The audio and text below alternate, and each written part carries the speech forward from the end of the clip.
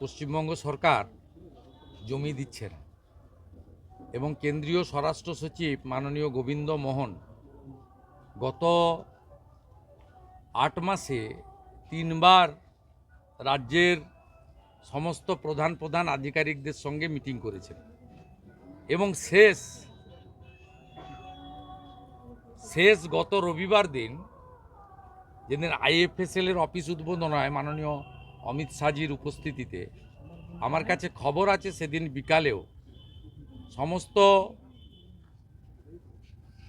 প্রথম সারির আধিকারিক IAS IPSদের নিয়ে মিটিং করে স্পষ্ট বার্তা ভারত সরকার দিয়েছে জমি দিন, নইলে এবারে ডাইরেক্ট আমরা জমি নেব।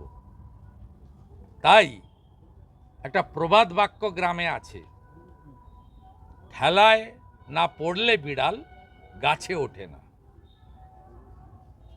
কঠিন এবং কঠোর বার্তাতে বাধ্য হয়েছে, কিন্তু আমরা এটাকে ওয়েলকাম করছি। 540 কিলোমিটার জায়গা খোলা আছে, হু হু করে আমাদের ভারতীয় মুসলিমদের নিয়ে কোনো বক্তব্য নেই। রোহিঙ্গা মুসলমানরা আমাদের জমি, আমাদের রেশন সব দখল করছে। লাভ জেহাদ, ভোট জেহাদ, ল্যান্ড জেহাদ, ধর্ম জেহাদ সব এরা এখানে এসে করছে। এদের আটকানো দরকার। আটকানো তখনই সম্ভব ভারতবর্ষের যশস্বী স্বরাষ্ট্রমন্ত্রীর ভাষায় তিনি সেদিন নেতাজি ইন্ডোরে পরিষ্কার বলেছেন যে জমি দিয়ে দিন, বেড়া কমপ্লিট করব, তারপরে যদি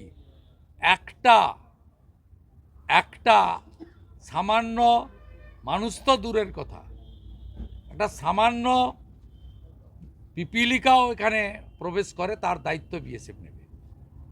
প্রকাশ্যে সেদিন 12,000 বিজেপি কর্মীর সামনে আপনারা লাইভ করেছেন, লক্ষ লক্ষ লোক দেখেছে, স্পষ্ট বার্তা দিয়ে দিয়েছে জমি দাও, হিসাব বুঝে নাও।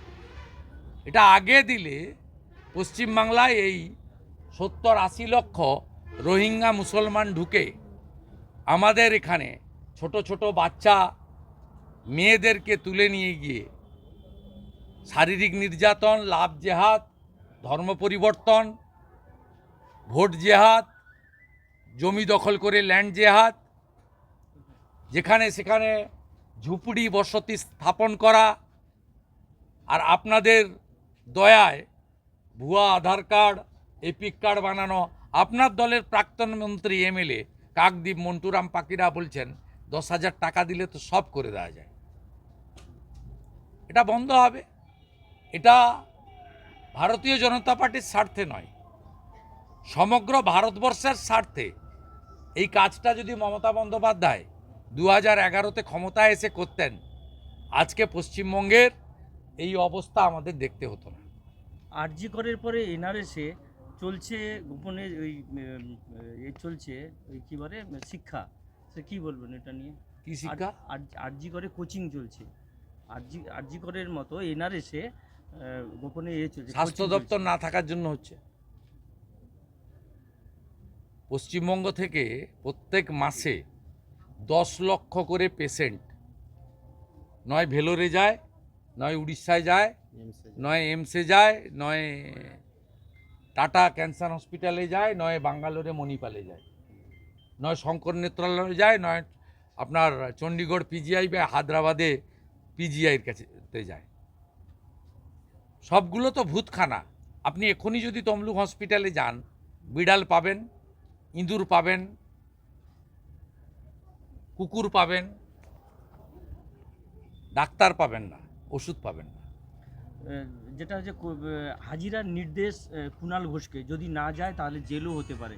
আমি এসব বড় নেতা, আন্তর্জাতিক নেতা সম্পর্কে মন্তব্য করি না। তৃণাঙ্কুরের বিরুদ্ধে কোনো ব্যবস্থা নেবেন?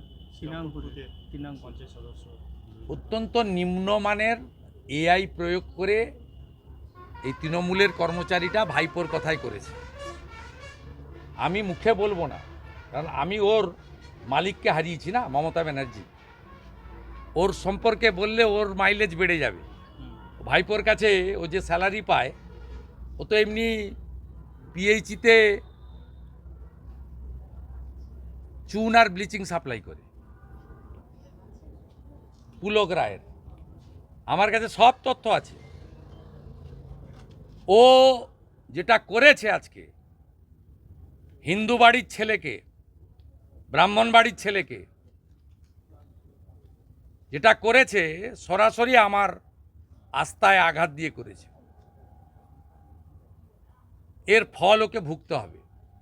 বাংলা খবর, আপনার রাজনীতি, আপনার আওয়াজ।